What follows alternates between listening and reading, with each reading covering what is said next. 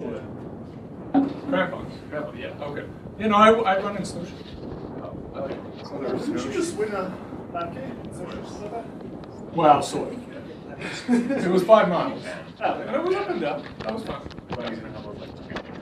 I was the first closest one. I came second. So this was, okay, so I did this morning. This is just random. I did this morning. It's a little scary out there. So this is about 2.5 miles. But it's thick. If you actually look at the fractures, it's like a Yeah. 6 inches. So running on water, that's fun. And I think it's about, yeah, it was, 2 to 3 miles. And so I thought I'd get out there. Well, it is thick, but there are a lot of nice fractures around. Yeah. And just as I got close to the thing, there was this huge crack, like audible crack, off to my left, and I could my brain like made a crack. Like I don't know if there was a crack, but it felt like there was a crack. That happened. Yeah, and I have video from my head, and I was running, and I just I looked like this, and then I just started running the other way. It was pretty bad. It was a little scary. My wife wants to kill me. So, but I managed to get onto that island. Someone has a house up here, and it's private, and it's made out of bricks. You know about this? Actually, just wants to be kayaking over there. Oh, yeah, okay. So the sign is private. It says private. Yeah. Yeah, sounds good. Brick house. Yeah. Anyway, that was kind of fun, but it was a little scary. There was like tap on the ice. Because yes, you can kind of see, but sometimes it's a little bit. By the boulders that usually go by the beach. That's bad. So the snow there was cracking. So there's piled snow, and every so often they crack and just like a fissure, but not the ice itself. On Sunday morning. It was kind of okay out there, but it would be bad. Do they put I know a signs friend in? who skied across years ago with two. No, he did. He had a life vest on with a friend, and they had 2 screwdrivers on strings attached to them. So if it went wrong, yeah, it was a good thing. He was out riding his bike on it the other day. Anyway, so that was this morning. That was good. So I spent a few more ridiculous hours making this list of episodes kind of grow. So we have, many of you have done Park's Principles for Complex Systems, but not everyone. And so if you look through this now, you'll see there's, right, what we did, Introduction to Complex Networks, but now there's this expansion pack. Right? So there's 2A, 2B, 2C, 2D, 2E, and this is all from Parks, from the Principles of Complex Systems, and it's all this stuff about small world networks and scale networks. A little bit about randomness. So that all connects, right? So those videos have been incorporated, which was an insane exercise. This stuff is from the previous one, and I'm thinking about putting lectures from this one back into Parks. So this is right. These 2 courses are up here. And the slides have been incorporated from, I think this set of slides, this little set of slides is all about this kind of expanded stuff about these particular models of complex. So, if you want to enjoy an extra 4.5 hours of lectures, it really goes in deeply. There you go. Yeah. It's set up so this last one is only 15 minutes, but it puts the prior stop and start time in it. Crazy. Okay. This is a fun thing, which just appeared. So some of you will have seen this. So it's a site that's been around for a long time. It's TV tropes. So this is we talk about stories a lot, right? This is so TV tropes started because of Buffy the Vampire Slayer. I understand, because there were just so many tropes in that, and I'm messing around with it. Also one of my favorite shows. And so you can click on this, and it has the little, right? It has the structures that are supposed to be in here, right? So there's a 5-man band, which means sort of a group of people. Hilarity ensues. This is what else do they have? Mad scientist is part of it. Sealed evil in a can. Lots of things. There's My Little Pony. Dilbert is in there. Firefly. Lovable Rogue. Rebellious Spirit, which is actually Mal, which is the main character. So it's actually named after him. Screwed by Network, which is a Joss Whedon.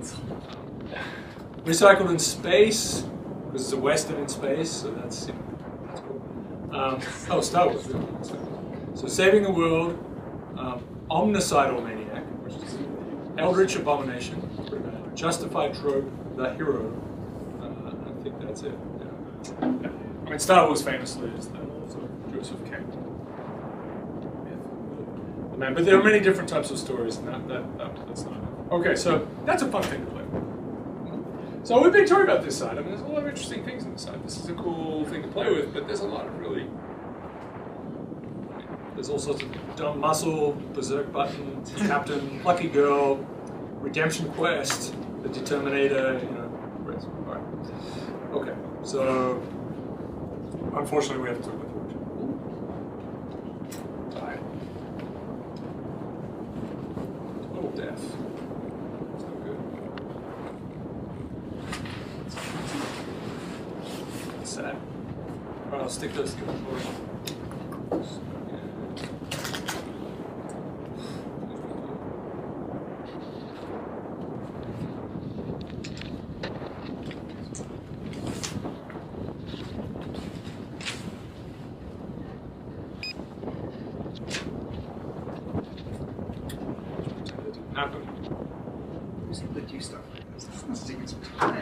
What's that? Serious time. Okay, we're gonna have a little break because what happens now is we have to quit this, push that again, and then sometimes we have to reboot it. What are we gonna do? It's just a disaster. Yeah, you are really bad. All right, so let's talk about ice. I'm just gonna reboot. I'm sorry. Wow.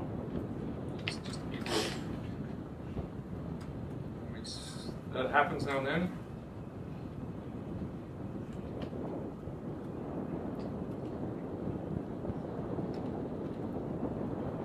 Okay. All right.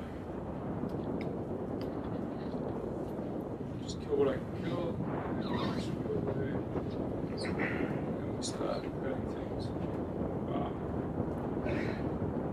Okay, bad thing.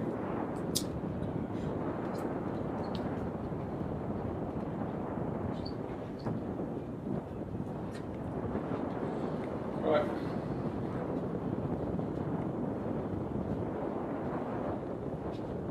Okay, so the plan is going to be just this end of this optimal supply network stuff. It's a tiny little piece actually, but it will connect these two things, public and private, which I've been talking about for a long time. Right. So it's many sinks, many sources, and then we'll start on random networks. So we'll derive a few things in class rather than this. But you can do some of those things as well. What else? And then that eventually will lead very naturally into contagion, right? And we have talked about contagion, but we'll go into this nice mathematical work on contagion, which is quite beautiful for random networks. There's a lot of generating function stuff, a lot of combinatorics, right? So counting things.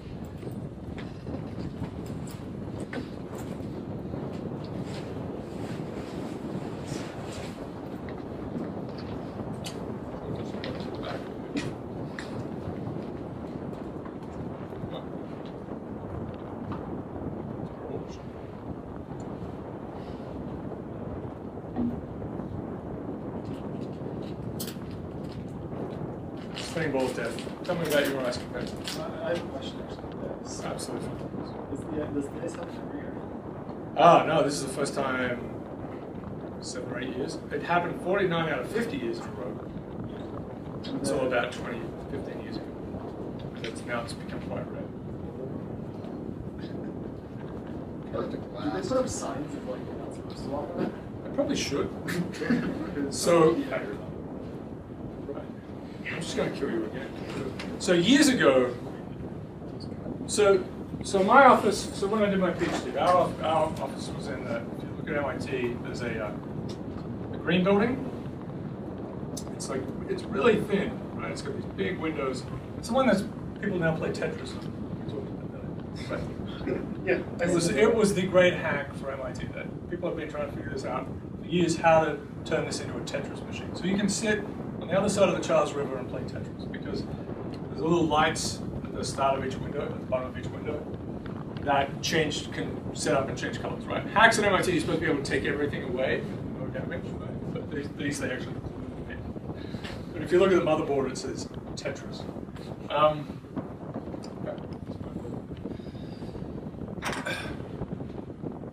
We had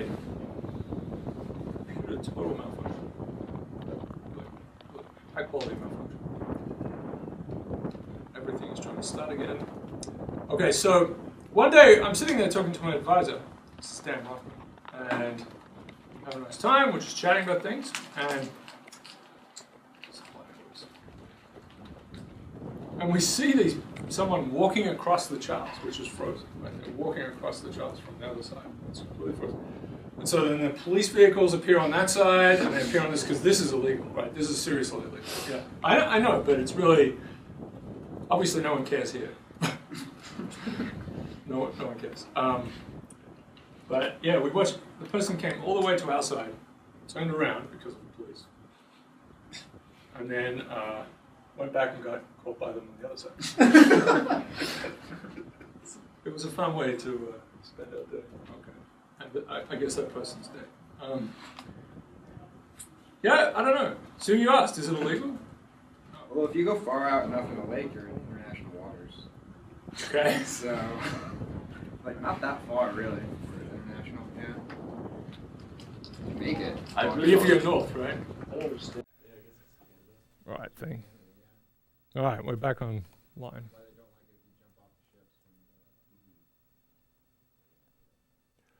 Okay. We got to... Cool. Right, okay, so we got to this, really, so lots of interesting things. So we've seen it's 2/3 power law, right? So this is I've changed the notation. So the density of facilities, right, that's the IMP building. It's a terrible building for interaction because they're really small floors and no one ever talks to anyone because you're all separated. Really silly. Okay. It's good if you don't want to talk to people, but okay. Right, so we've seen this 2/3 law. So facilities proportional to the population density. So this is the density of a population, local density, or just the density, scaling as 2/3, right? And we're going to show that this is kind of a public, well, you guys will show this. This is a public result. Where you're trying to, a public-centric result, where you're trying to minimize the average distance between a person and a facility, right? So in this case, we think of something like public schools. All right. And then this was the distribution network on top of it, right? So we had this is the Newman-Gassner work. This is a whole body of work that they produced here.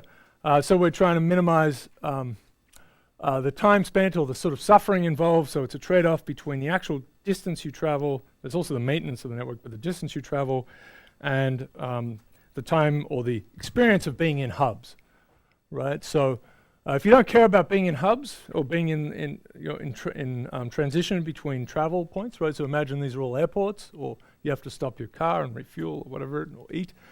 If you don't mind those things, then this is the kind of network you end up with. If you really detest going to airports, then you end up with this kind of extreme version. And this is based on where everyone is. This is the population of the US is the underlying data here. And there's an optimization thing run on it. So as you transition between them, you get different structures. So it's not, outright. I mean, it's just a simulation, but using the real population data. These are certainly centers for various things, right? For various, of course, hubs for airports, but also for things like FedEx and UPS. They've put themselves in these places. Amazon has big centers, distribution centers that are in these locations because they've thought about this. All right. Okay, so we got to this next piece. So this is just 2009, right? So there's been a sequence of work. And it was published in PNAS. So the game now is to kind of generalize to realize that there is actually really a generalization. So the facilities can be distributed in different ways depending on what they're for. So it's this for-profit versus pro-social kind of story. So if you're for-profit, you just want simply the number of people that come into your shop to be large, right? Okay. And if you're trying to help people in general, you might want to minimize their suffering, right? But you want to minimize their eating, this is where you go. Or maximize eating, this is it. Minimize suffering, this is the other thing, right? So McDonald's is at one end and public schools are down here. All right, so we saw these graphs, all these exponents, right? So we had this this is South Korea, where the research comes out of, in the US, and this general demarcation between public kind of entities, and then more private and public ones like this, right? So the exponents are here with their fits. So ones that are closer to 1 are more private, ones that are closer to 2/3 are more public. Okay, so the setup for this is, so again, this is real data. This is actually looking at, so what do we have? Ambulatory hospitals, which it's a private kind of thing actually, right? So they have this more of a power of 1.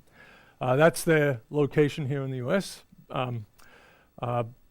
B is public schools. So you see public schools are distributed, so you can just look at these two things. You see public schools are distributed, right? They're spread out a little more, okay? Yeah. And so there's more clumpiness here. So these ones are based much more around cities and focus more about maximizing the number of people that come in. Here you're actually trying to educate the world. Here you're trying to make money out of sick people. Right? Okay. And these are we saw these before. These are the Voronoi diagrams associated with these, right? Some number of them. And again, that gives you some sense of what they're like, right? So that this is a more closed kind of structure in here and it's much more open here. Yeah? All right. So again, real data. Okay. So, as I said, you're trying to minimize distance for social ones, trying to maximize the number of visitors if you're in a commercial one. So we're going to extend what we did before, which was simply to look at the function, which is the distance from you to the nearest facility, right? That was the quantity we were minimizing over the whole population, which is a very interesting problem, right? We had Lagrange multipliers, a little bit of functional derivative action, pretty good stuff. Okay, so you're going to do that again, but we'll have a bit of a slightly different story. So we're going to have the population of people. We had something like, of course, we had density. So we have the population, an area, that gives you density here, and the average distance. So these are pieces we had before, right? This is certainly something that Stefan, that original treatment that was in Science in 74, Stefan's work. You should really, I tweeted this, but you should read that coda to his book. It's great. All right. A suffering sociologist. All right. Okay, so we've got those pieces. We've seen those things before. So, yeah. All right. So the idea is this beta is worrying me a bit, but you want to maximize this quantity in a certain way. So I'll check that out. This is going to be left as an exercise for for you guys. But this is sort of true. So we're trying to minimize something. So before it was just this, right? That's what we're looking at, the average distance that someone travels. And of course, if you multiply by the number, then that's the total amount of time spent in some sense, or distance. Think of time spent by people trying to get somewhere. Okay. So that matters, how many are in your population, right? So the average distance for your cell might be really small, but if there's only 3 of you in this cell and 5 billion in this one, and their average distance is, then it matters. The number matters, right? So it's a total amount of time, hours spent by people doing something. So it's going to be purely commercial in this limit when beta is 0, because now you just want to maximize the number. Yeah. And it's kind of an optimization thing. So I'm thinking about you want to find an extremer of these things. All right. So you can use this approach. So this is actually one person's name, Gusinzi, that builds on that. Again, this is his P&A's paper. They build on the same approach. It's the same kind of structure. But they end up with this. So it's going to be 2 over beta plus 2. So the facility density is growing as the population density is 2 over beta plus 2. So when beta is 0, that was the limit of purely private. We get 2 over 2, so it's 1. So magically we get the result. When beta is 1, we get 2/3. So that's pretty splendid, right? Yeah. And you can imagine, well, there's just sort of accidents of how things are put together to some extent, but there are forces. You're trying to, people complain about you being too far away. You get enough of those, so you start to kind of build in certain ways, and maybe you have a certain policy about that. But maybe you just count the number, right? So your Starbucks or your McDonald's or something like that. Maybe you don't react at all to complaints. All right, so that's very nice, and you get to do that. Okay, that's fun. That's a fun equation to play with. All right, so it should be along the lines of the the Gassner-Newman thing. The Gaussian-Zaid, it's hard to get that paper. It's from the 70s. It's really somewhat obscure. I'll try to find that. I should find it. But as per usual, you can look at all of these other ones. All right, so they don't really derive it in their paper, so you get to figure it out what they did.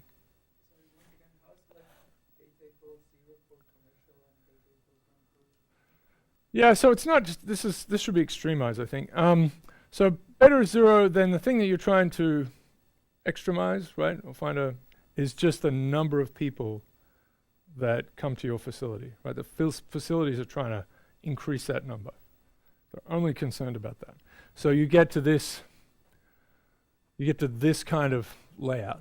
You're going to be much more near cities, right? There's not much of a win to put them out here, yeah? So, but as you dial up this part, the average distance that they have to travel, and then multiplying by n gives you the total distance traveled by people, the amount of suffering. So this is how much you care about their suffering. This is how much you care about their money. So this is a little gimmicky thing, right? It's a little game that helps you dial from one to the other. It has a power law in it, so we have Pleeplo, right? So power law in, power law out. So we're going to get, there's a little scaling built into this guy. It's just one way of getting from one extreme to another. You could imagine other possible transitions. So this is just a little toy thing. Are we okay? Okay. This is, and it gives you a scaling. So not surprising this, you still have a scaling at the other end, right? We've certainly seen things where you don't have scaling and you get some scaling coming out, right? You have some funny ingredients at the start. Okay, so that's it for this section, but it really, that in some ways, as I said, this paper only appeared in 2009, but it seems to have really, not finished everything. I mean, obviously you could still study more data, and you could then, probably the next step would be to see, can you kind of figure out if this is really the thing that a particular institution is using? Walmart, as we've seen, some of those, the Walmart expansion, right? It starts in Arkansas and just grows and grows and grows and grows in a very strategic way, built on trucking, right? So it's very geographic. It just goes like this. Whereas a lot of other things, they start off in Seattle, it's coffee, get it to work, and then you go boom, and you put one in New York, and you put them right. You go for big cities first. So it depends on. So you can imagine the next step, right? Looking at this. Okay. Of course, people are. We've talked about this too, and from just the data-centric point of view, companies and so on will just see which ways go up and down. If you put it here, can you estimate, the returns? Right. And if you close this one, how much will it help, et cetera, right? So that can be very pragmatic. You're just sort of just dialing things up and down. But here we have some theory, right? Which is always a nice thing. Okay, so how are we doing? Questions? Ask questions. Like, why don't I reboot my machine every time I come in? I think I will. Okay. I mean, uptime of 2 days is really sad. I want uptime of like 10 years, but I think that is a thing of the past. Okay. Steve Jobs. Just go. It's really sad. All right, so we're going to talk about random networks. Okay, good. So that was, all right, optimal supply networks. We covered all sorts of stuff, right? Branching network type structures, single source to many sinks, many sources, many sinks. So it's pretty good canvas of those things. And you can see that if you want to dig deeper into any of those elements, you could go on and on and on. So, but I think it's a decent kind of survey. All right. Okay, so random networks. All right. So these guys are still at it. All right. So we're going to talk about random networks in various ways. We're going to talk about pure random networks and then random networks that are actually useful, right? So the pure random networks are the ones that mathematicians have been studying for a long time, so much so that we call them the Erdős-Renyi random networks. And unfortunately, there are 0 of those in the real world, right? They are the ones that if you reach into a mathematician's head and pull out a network, that's what you find, right? Because that's where they are.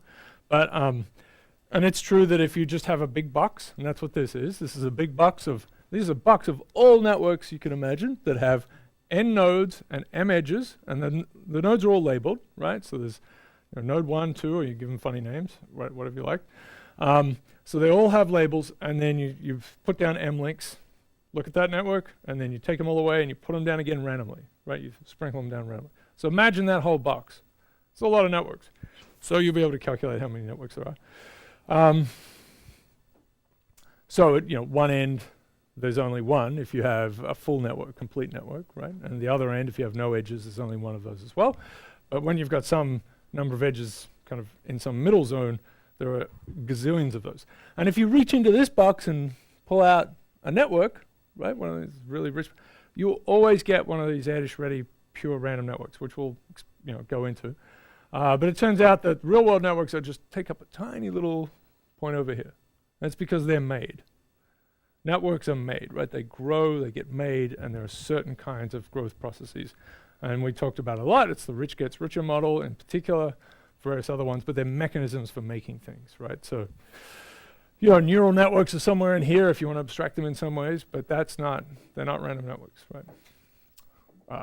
Electrical grid networks are in there. They're all in there in principle. I mean, if you make them all, you take your network and you take weights off it and, right, take direction off it, just, okay, you could do that.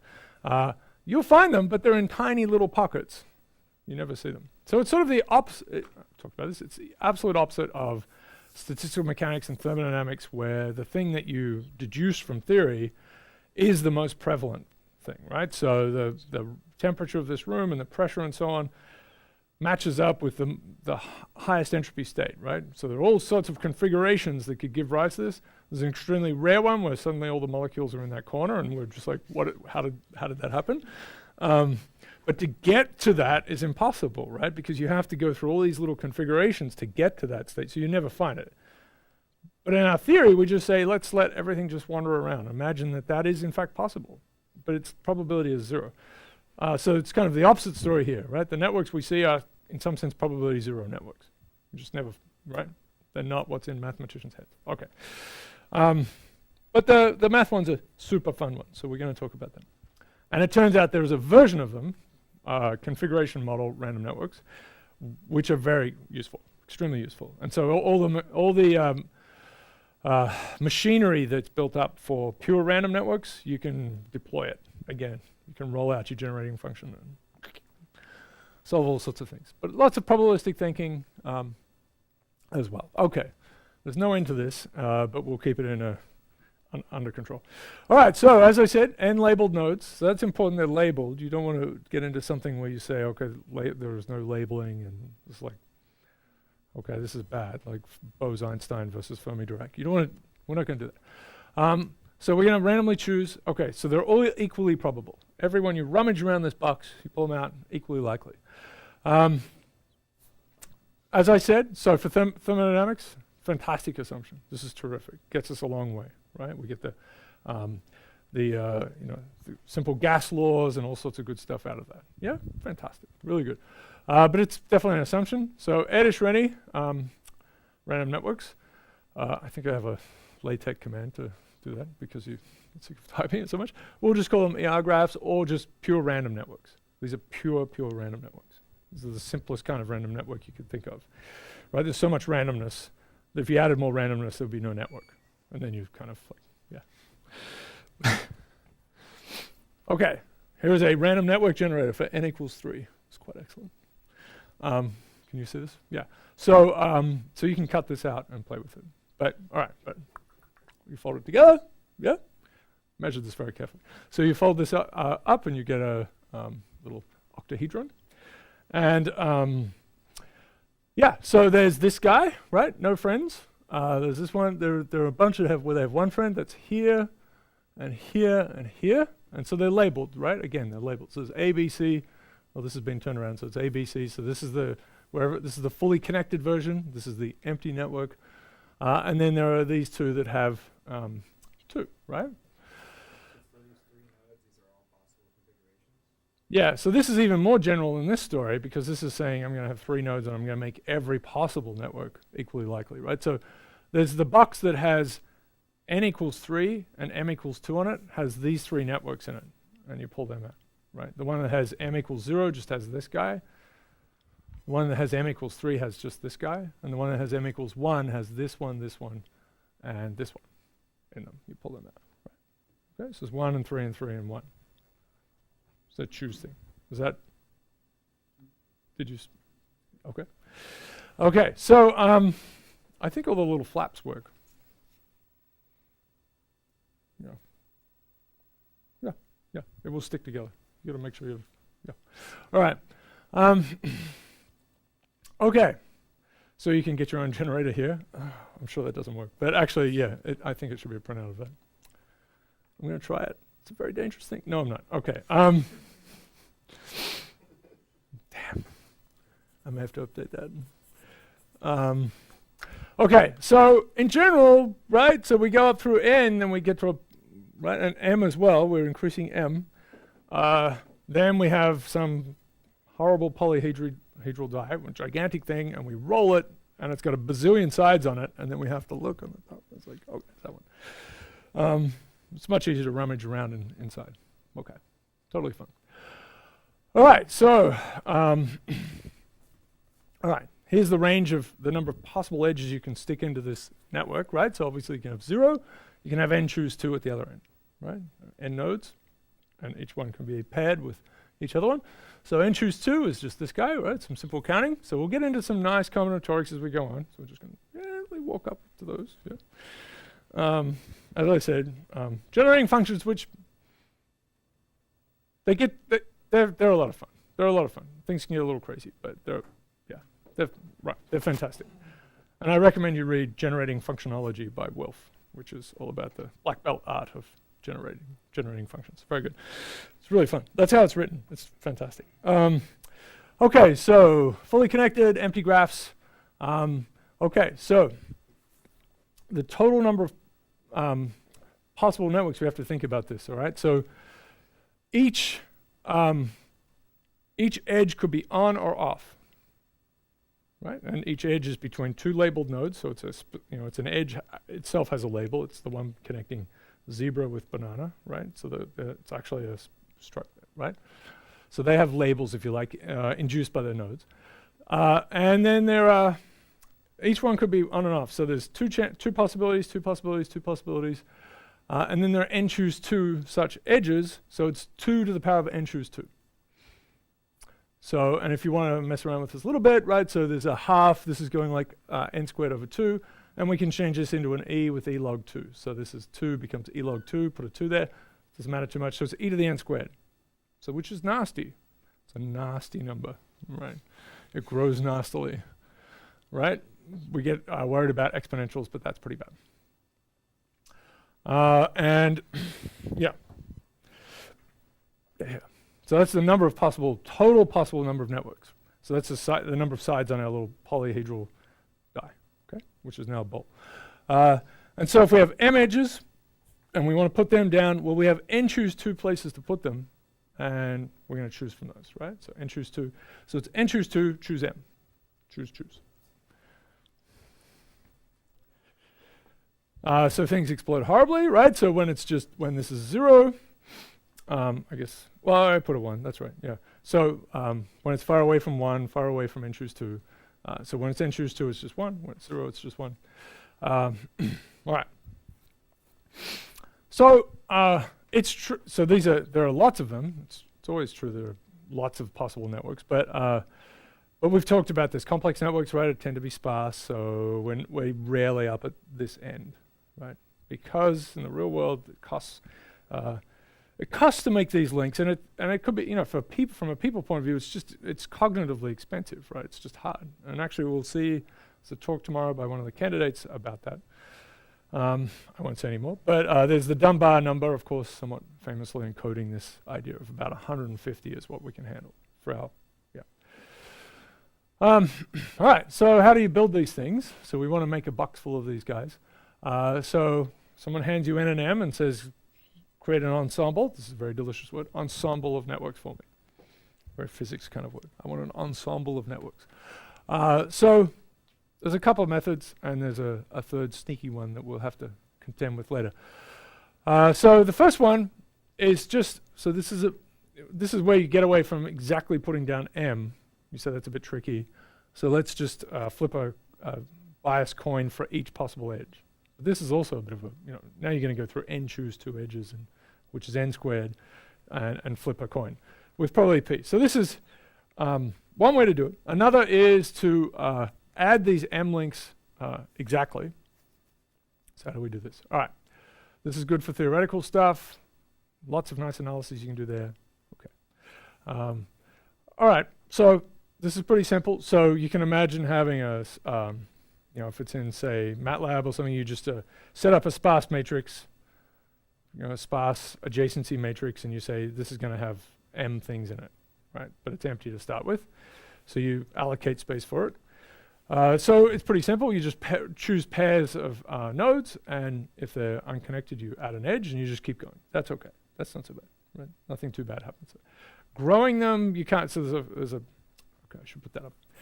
There's a paper by Duncan Callaway and Strogatz and Watts and maybe Kleinberg and Newman, one of those from years ago that showed that growing random networks, in a way you might think you're growing a network, right? You're growing a random network, but it actually has a different structure to this kind of random network.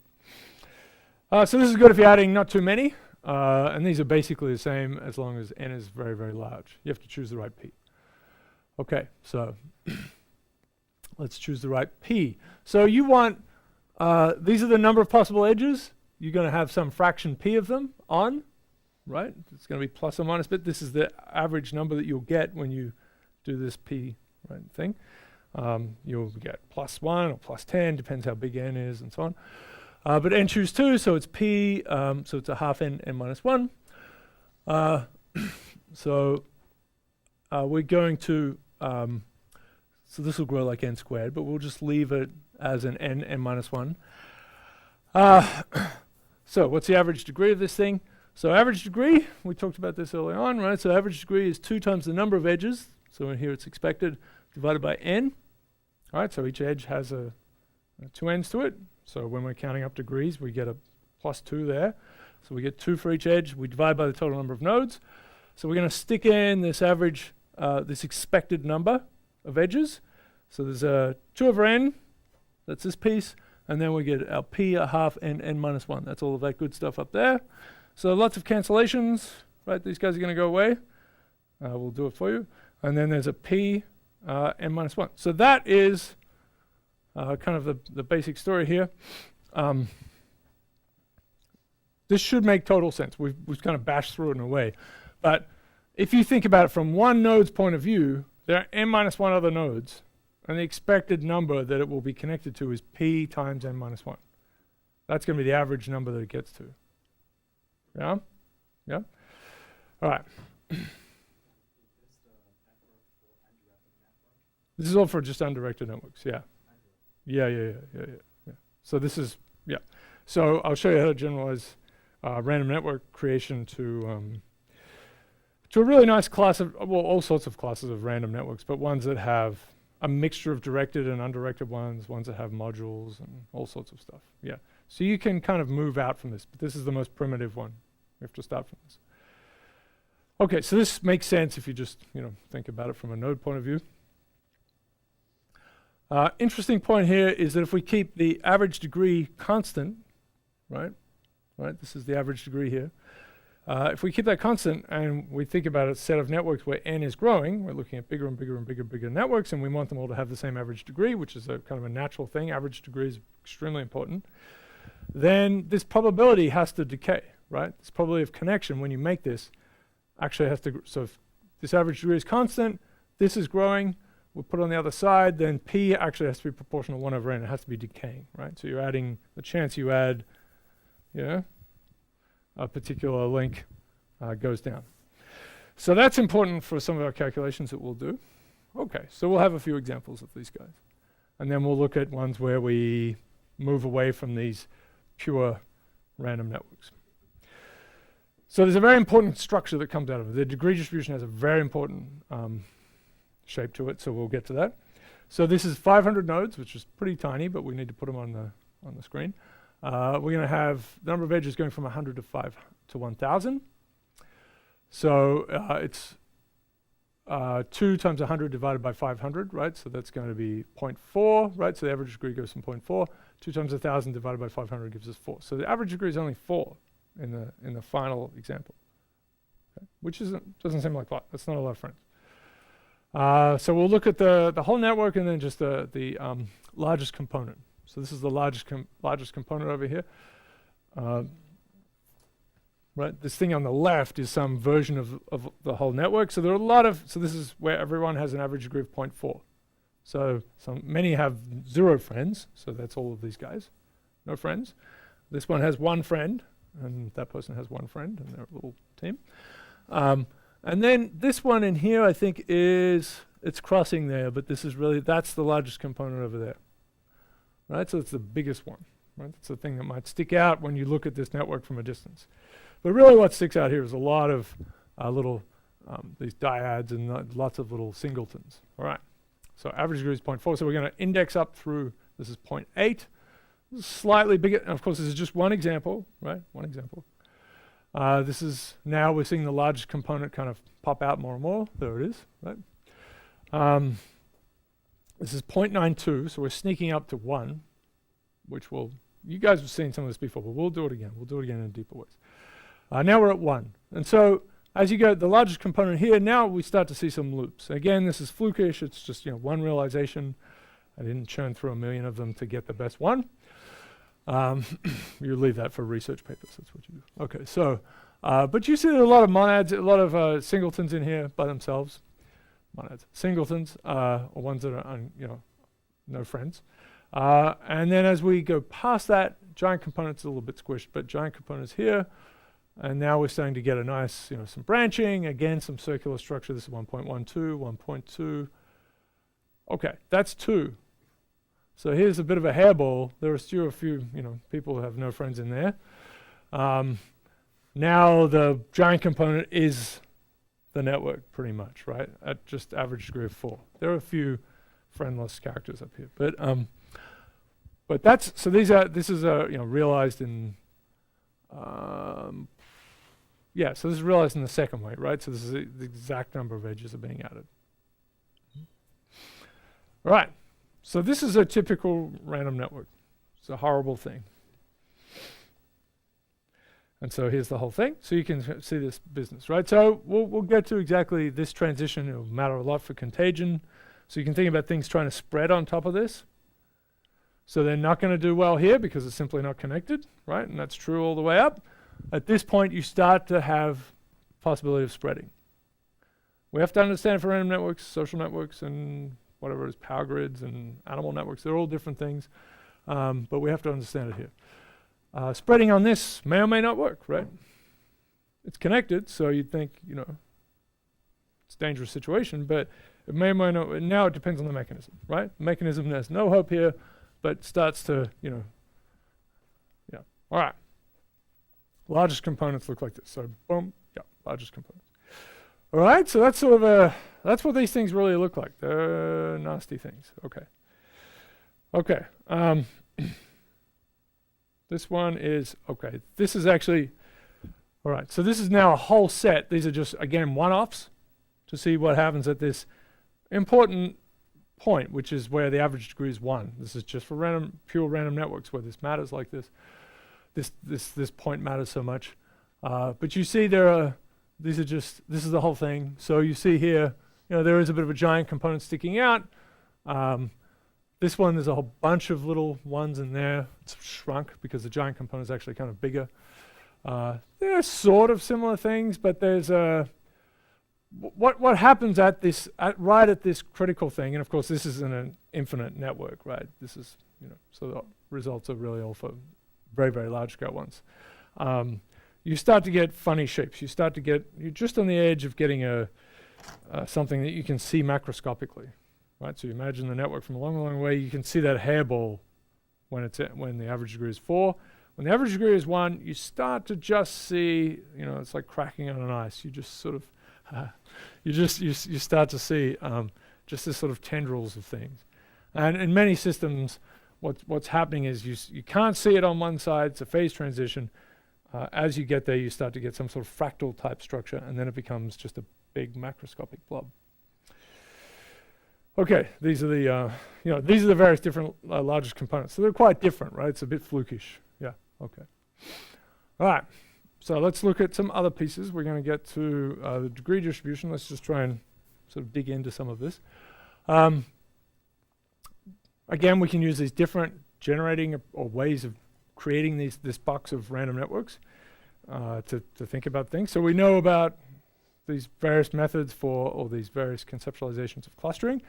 So this is the one Newman came up with. So it's 3 times the number of triangles in the network divided by the number of triples. Right, so this is really how many of them are closed. Okay, what fraction are closed, I should say. Okay, so it's this. So so it's and you can interpret it exactly like that. So I2 has these 2 friends. What's the probability that they're connected? So we find any node that has 2 friends, or any node, and just take 2 of their friends. If they have at least 2 friends, take 2 of their friends. What's the probability those 2 friends are connected? That's the general idea here. Okay.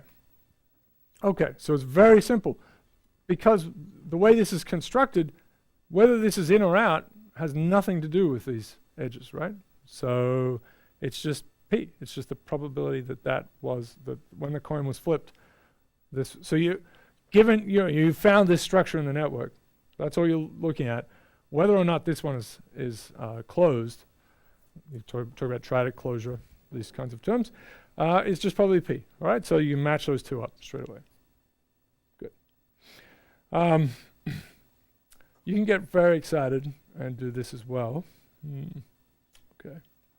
Yeah. All right. So count the total. This is just an interesting thing. So how many triples are there in the whole network?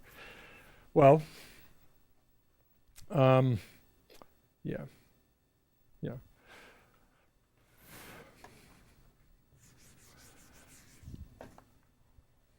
Okay, so you say, all right, so I could start with, all right, this is node A. There are n possibilities for this one. So there's n that could be here. And then I'm going to choose, of all the rest, there are n minus 1 that I could choose here. And then there are n minus 2 that I could choose here. But I could have counted them in different orders, right? So I could have gone B and then C, if they all have labels again, or C and then B. So we're going to say there are half, that accounts for this part, n minus 1 times n minus 2 possible triples. And each one is really a triple with probably P times P. Okay. So that's one thing. And the number of triangles, right? So a triangle, it's A, B, and C. The way we could count this thing, right? So again, we have n choices here, n minus 1 choices here, and n minus 2 choices here. All right, so we get that part. But we could have started here and then gone like this, or like this, right? So there's 2 ways. We could have gone this way and then this way. So we could start, right, the ego, if you like, could be any of the 3, and then there are 2 choices after that. So there are 6.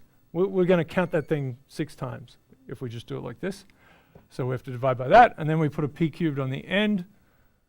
Right, so it's the number of possible ones times p cubed gives you the fraction that are actually filled in. Cool. So, a little elaborate. The first one is what the physicist does. The second one is the, okay. So there's this is just using the formula, right? So we have a 6. This business is the number of triangles, expected number of triangles, expected number of triples. So you see there's 3 times 6. There's a half here and a half here. They cancel. These guys cancel. These guys cancel. These guys cancel. P cubed over p squared is P. So that's good, right? So a little bit of bashing around to get that to work, but it's cool. All right. All right. All right. I think this is good. There are different ways to do this. Yes. Okay. All right. All right. This is a lot of extraness. Yeah. If you just, so we counted all of them, right? So in this job was counting them all. This is counting them all. We could just sit at one, because these are purely random things, we could just sit at one node. We could just sit at A, or sit at B, and then see if there's a triple with A and C wrapped around B, right? And because this is true at any node, it doesn't matter which node we're actually at, we're going to average over all of them. Right? So you don't have to count up everything. You can actually just see what happens at one node. It's like the p times n minus 1 is the average degree. You can just think about one node, has n minus 1 potential friends, p times n minus 1 is the number, that's that it will actually, on average, see, and that's true of everyone overall. This is an important thing to flip between. You don't have to, it's not something where you have to add up everything. You can actually just take one point of view. So if you have, and so this is B, so we're taking any 3 nodes, and it's going to be, this is tiny eraser. Oh, okay, tiny eraser. Funny, tiny tennis. Okay, so we're going to have B and A and C, and these things are potentially there, and so they're there with probably P squared. It's not too hard. This only makes sense with purely random networks, right? Yes. Oh, yeah. And I know we're digging deeply into these things, but we're going to understand these things completely. Yep. So you get P squared for this, and you get P cubed for this thing to exist as well, right? So this is just what's the probability that there is a triangle between these 3 guys, and then we can say, well, it doesn't really matter. There's nothing special about them in this network. The whole thing is like this. So you get P cubed over P squared, and we get P again. So we're really sure. Okay. Right. So what's the big deal? So for large, so we had this thing where P is decaying if we want to keep the average degree constant, which we typically do, right? That's the thing to fix as we look across, as n is increasing, we want to keep the average degree the same. So that kind of locally the structure is comparable through this family of networks. So P is going to 0, so as n goes to infinity, so clustering goes to 0, right? So random networks are purely branching structures locally, and we've seen some work on this stuff. That will help magnificently with all sorts of calculations. So it's just a feature to understand, and then it's a feature that you benefit from in terms of calculations. You can start to kind of generalize a little bit. There are ways of making funny networks that kind of are random but locally have some little structures. I mean, I've done some of this, Newman's done some of this, where you have some funny little triangle things in here and so on. You just sort of just kludge triangles together. Okay, but we're talking about pure random networks. Okay, so there are no small, so we saw that hairball. So even those hairball things, locally, if you get in there and it's a big network, n is 10 bazillion, you look at it and you pull up from one node and it'll look like a branching network. Because it's so big, the chance that your 2 friends know each other is P. P is incredibly small. So it's just not going to happen. But as you go further and further out, you're going to have these loops. They do absolutely exist. So there are long loops. All right, degree distributions. All right. Cool. So this is the big deal, right? This is the big thing about networks in general. There are secondary pieces that matter tremendously, sortativity, clustering, all sorts of other pieces. But this is, generally speaking, the big thing. And we'll see how much it matters for contagion in particular, right? Really fundamental, right? Contagion is just such a big deal. We've got all these network structures around the world, inside us. Things explode, whatever it is, diseases spreading, autoimmune systems, going haywire. It's about things spreading, right? Right. Electrical grids glitching. There's some kind of spreading happening on top of them. All sorts of different types of spreading. But we will understand the random one very well. Okay. All right. So this is very simple. It's probably that you choose a, so you've got your network now. You've got your network on the table, right? You're dissecting it. You pick out a node and you look at its degree. What's the probability that it has a degree k? That's the degree distribution. And you could have an ensemble of networks that have the same degree distribution. Could be sampling from that. Okay, so we like this P1. As I said, it's nice for theoretical work, right? For writing things down. Okay, so yeah, I don't know why I've written it like that, but there are, we'll look at one node. We'll try to figure out what one node's, right? So we've got this one node. There are, in this whole network, there are n minus 1 other nodes, right? So there are just a ton of other nodes. And then the question is, whether these things are on, right? With P, is the probability that these are connected? Yep. So if we do this for one node, we get what happens when we realize this network for this one node, right? We're just going to say, okay, we're going to flip this coin and make one network, and then we'll do it again, and then we'll do it again, and then we'll do it again. And if we look at the kind of degree that this guy can get, then we actually get the degree distribution in general. Nothing special about this individual, much as they might tell you, but they're just not special. All right, nobody's special. Community fans, there was one for you. Okay, so, which is probably just me. All right, so let's see. So there are n-1 choose k ways of being connected to k others, right? So there's only one way, there's one configuration where you have zero friends. There's one configuration where you're connected to everyone else. There are n-1 ways of being connected to just one person, right? Because it'd be 1, 1, 1, 1, 1. There are n-1 choose 2 ways of being connected to 2 others, because they're all labeled, right? These are specific individuals. Being connected to Fred and Barney is different to Wilma and Betty. I don't know why they came out. Okay, so they have individual personalities, these nodes. That's a big deal. All right, so that's one piece. Then a connection occurs with probably P by our structure, but 1 minus P, equally important that it doesn't happen.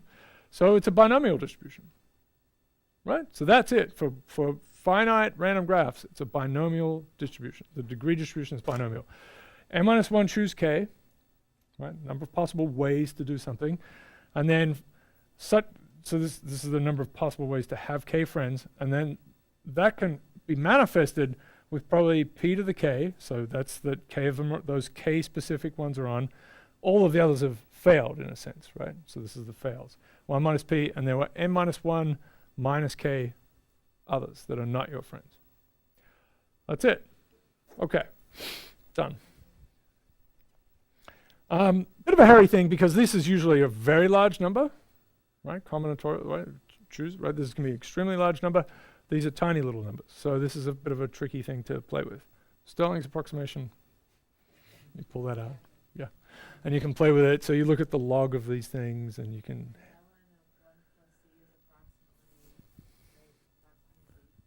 Yes. Yeah, you could do that with this one maybe, yeah. Mm-hmm. Good stuff, all right. Okay, the limiting form. So you have a binomial. What's the limiting form of that? That's a benign distribution, not bad. What's that? It's normal. It has to be normal, right? Yeah? So if you're selecting from this thing and n is becoming really large, which sort of sounds right? So I mean, n is becoming very, very large, right? So that's your sample space is increasing, you're selecting from this thing, you should get a normal distribution, right? Central limit theorem. So no, okay? So because we do something naughty, all right? We're doing something, we're playing with it in a certain way, all right? Exactly the right answer. Yeah, it is Poisson. Looks like it is shaped like a fish. I know we did. Well, you did it in your own spare time, but we'll just have it here for fullness. Yeah. See, so we can remember things. It's good. So what happens then goes infinity, right? So we have to do that, but it's not true. But what we really want is, actually, it would be true if p is fixed. P is a fixed number, because the average degree is then actually growing as well. So that would be okay. The whole thing would start to look like a normal. But we have this mad desire to keep the average degree fixed because that's just sort of feels good. Okay. So if we do that, p has to approach 0. So again, we have this guy's fixed. These two then have to vary. N is going to infinity. P is decaying as average degree over n-1 as we saw at the start. All right, so let's do it. Was a problem set thing, but we'll do it here. So you should feel good about this. All right, let's see if we can get this. This is total fun. Okay, so that's exactly, okay, so we've replaced, it was p to the k and 1 minus p to the n-1 minus k. So we'll get rid of the p's and put in their form in terms of average degree divided by n-1, average degree divided by n-1. What's wrong? We're choosing, okay. So this is a choose thing. This is, right, that's a binomial. This guy is just a fraction to k. Yeah. Yeah, this is p to the k, 1 minus p to the, So that's okay. These aren't horrible things. This is mildly horrible. I mean, it's not bad, but it's got factorials inside it, right? Okay, so let's make those things exist, right? So it's n minus 1 factorial. There's a k factorial, n minus 1 minus k factorial. That's that blob. Yes. And you can actually get away with not doing, which is a little sad. Stirling's approximation. Bit sneaky. I know. You pull out your great apparatus and you're like, oh, start up the whole thing. It's like, no. We can just do it with 2 pieces of wood. Okay, so this is really what this guy is. There's a k factorial. We're going to keep that there. And then n minus 1 minus k, we're just going to divide that off of that factorial, right? So it's n minus 1, then n minus 2, then n minus 3. And it gets all the way down to n minus k, and the next term is n minus 1 minus k. That's n minus 1 minus k factorial. So we're just going to chop that off because that's there. So then this isn't so bad. K is a finite, k is 7 or 73. It's not a bad number, right? So yeah, it's just going to sit there and be a number. 42. 73 is quite excellent, yeah. 37, 17. Okay, so 42. We'll call 42. All right, so there it is. It's just being a number because this is fixed. These two are limiting. K is just a fixed number. All right, so I know this looks a little funny with average degree to the k, but this again is a fixed quantity. This is fixed, so this thing is changing, and this thing is changing. This thing is changing. What about this bit? What is that? Yeah, all right, that's an E thing. Right. Right, so 1 plus a over n to the n equals e to the a, right? Brought to you by L'Hopital's rule, which you have in your other pocket. All right, truth brought to you by L'Hopital's rule. Okay, so this is quite nice. So we're going to pull the n out of this. There are all the n's. So there are k terms, right? 1, 2 to k. So you can see k terms here. I'm going to pull all of them out. We have n to the power of k. And then each term, we're going to divide it out, right? So there's going to be 1 here, 1 here, 1 here. And then 1 minus 1 over n, 1 minus 2 over n, and 1 minus k over n. The reason for doing all of this is, as n becomes large, there are only k terms here, like 73 of them. So this isn't going anywhere bad. So this will all be just 1 times 1 times 1 times 1, 73 of those. That's okay. This one is trickier because you're getting an infinite number of them. They're all becoming closer to 1, but this is this result over here, right? So this is 1 plus a over n minus 1 to the n minus 1. The a here is minus the average degree. So this is going to be e to the minus average degree. There's also this blob, a minus k here. What happens to that? Yeah, basically. This is 73, right? And it's 1 minus something over n minus. So this is limiting to 1. So it's the same as this story out here. It's limiting to 1, and you have 73 of them multiplying each other.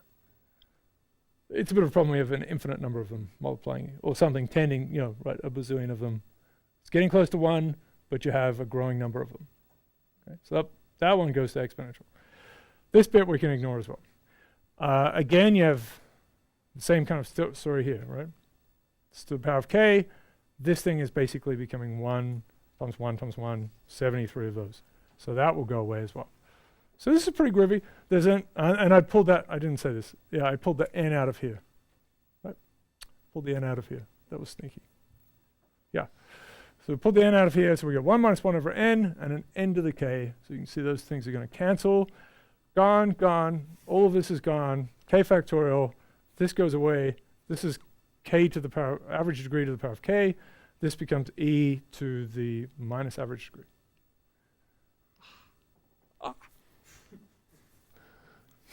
That was probably took 4 hours. Okay, so let's do it in slow motion. Okay. So we get this guy. Oh, we did this. All right. So you have this thing. Yeah. See all the truths. Yeah, and this is the piece that was hanging off. As we said, this is just going to go away. So it's approaching this structure here. So it's the Poisson distribution. Yeah. which is pretty cool. So it's not a crazy distribution. It's, it's got a tail on it and so on, but it's not nuts. It's not the normal distribution. All right, so a little bit of work, but every network that you pull out of this box, you rummage like crazy, right? You're like a crazy person. You're trying to pull out an interesting network. Every one you pull out is a Poisson. God. And then you study them for 40 years because that's all there is, But the universe does not produce these networks. Okay. All right. Poisson, we're excited about it. That's a general form for it, right? So maybe sometimes easy to put this constant as something that isn't the average degree, but it is the average of the thing. So it's a function of a discrete variable, 0, 1, 2, 3. And so it's this is given a period of time, what's the probability that you experience k events, right? So it might be, number of buses that turn up, right? All sorts of good things, like being, number of times someone gets kicked to death by a horse.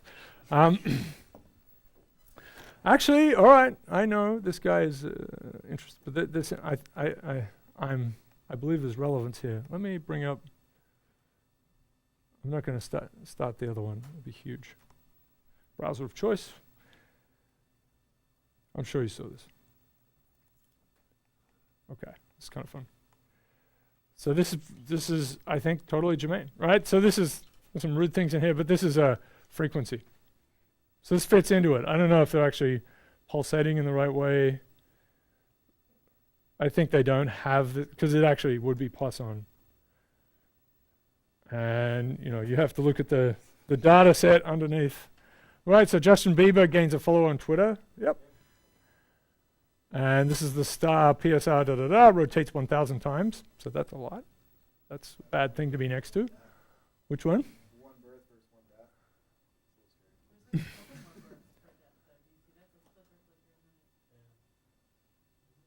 There's more births than deaths, right? Yeah. It's super exponential. Yeah. Yep. So building cars. People kissing, all these sorts of things. Tiny earthquakes. Oh, so this is good. There you go. Pox people. Tiny earthquakes, magnitude 2. So this is going to take a while. There's all sorts of things. Someone buys to kill a mockingbird. Someone's pet cat kills a mockingbird. Yeah.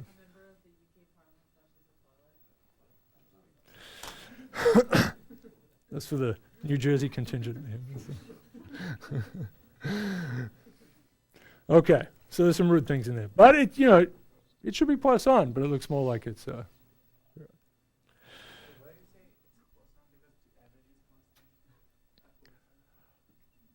Why do we get Poisson? Oh, those other ones? Yeah, because they're if you assume that they're happening at a certain rate, right? So for a certain time period, there's just a rate of occurrence. You can drive Poisson from that story. I mean, it's another thing to do, but if all you know about it is that it happens with a certain rate, right? Yeah, and if it's slow enough, then if you look at a relatively small period of time, the number of times it will happen will be 0 or 1, 2, right? So that's the feel of the thing. That's why it comes out like this. Yeah. Okay, but it appears in a lot of other circumstances, but here it it just pops out very nicely here for these guys. Maybe there's a deeper story. All right, so we have to have normalization. We can show these things work, right? It's not so bad. We'll get to ways of seeing how to do these normalizations much more sort of sneakily. Okay, but it's really you're summing from k equals 0 to infinity, just so we know this is a very simple thing to do, but we'll have to do this kind of thing over and over in more complicated ways. We're summing this little beast, k equals 0 to infinity. This part is just e to the minus lambda. It's e to the minus average degree. That's a constant, so that just goes out the front. This thing, and it's a bit tricky because I have that average degree, but this average degree should be thought of as 7. Right? That is just a number. So these things are varying. This looks like, right? It's my favorite thing. Right, this is one of the great expressions of all time. So, e to the apple. This is true, actually. You can do this, right? Apple plus apple squared over 2 factorial. You can do this, right? That's why it works for matrices and all sorts of things, right? As long as you know how to multiply apples together and you have an identity for apples. That's the exponential. You can think of that as derivative, the definition. So this is really e to whatever that blob is. If this is our apple, right? It's e to the average degree. Oop. Goodness. Okay.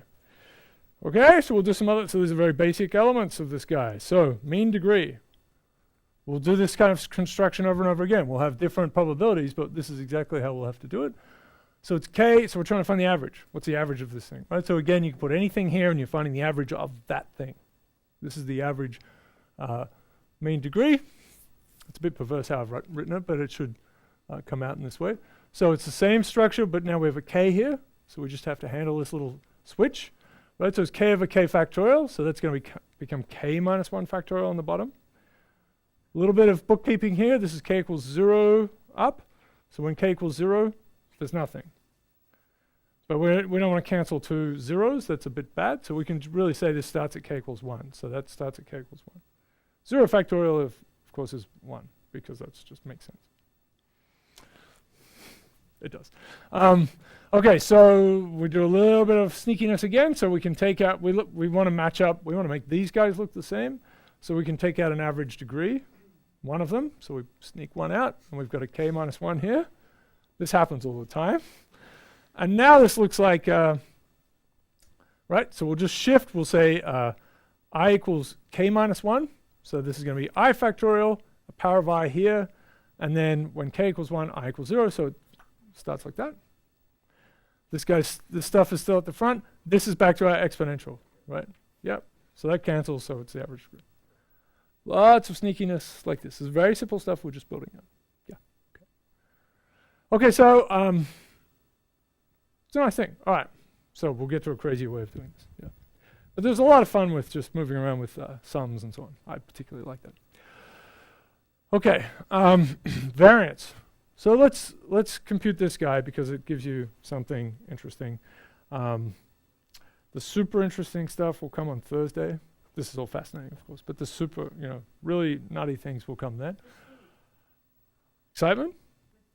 With food, there will be food. Yeah, the double booking with food. Okay, so the variance of degree distributions, that matters a lot, right? That is a big deal. We'll get to that. And if you do this, right, so this is not, I'm kind of giving you this.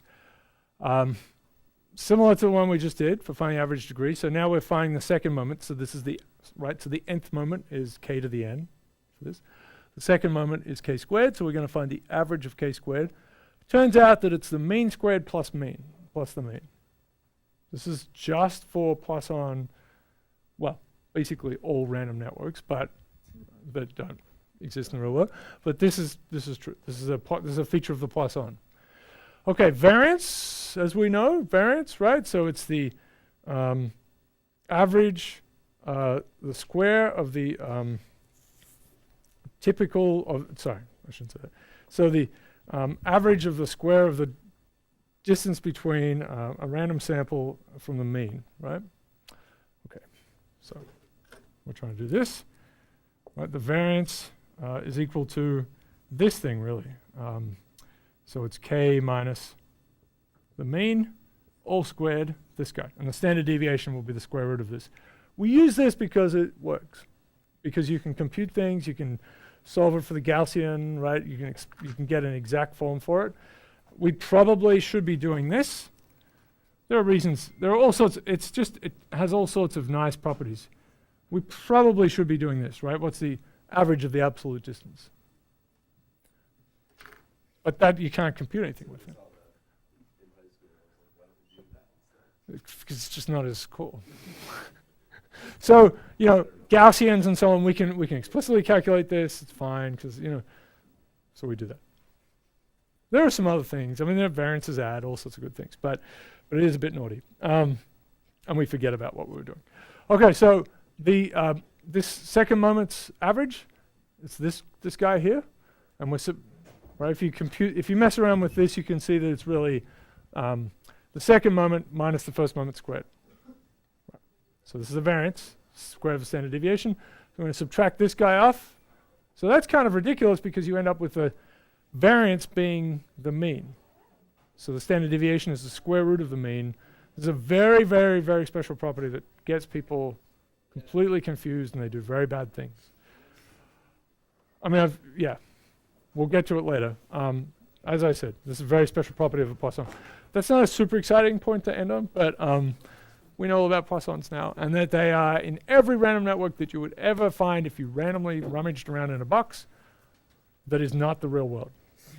It's in a mathematician's head. Okay, so it's good to know.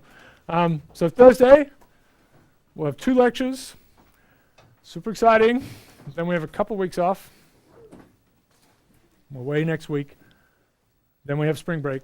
So next week is going to be Festival. episodes, right? Well, I'm doubling up on these, right? Next week, the week before break. I'm not here next week. I'm just not here no class. But you're going to give us double episodes. Well, there's this one coming up, Yeah. and then we'll do one more like this the next week, and then we'll be to the Thursday only schedule, the promised land of. But that will make up for the missed week next week. Yeah. All right. I mean, if I was a normal professor, I would just say,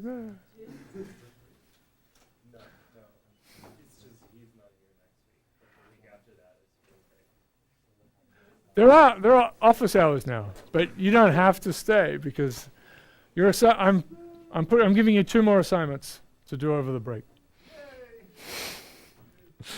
You're welcome.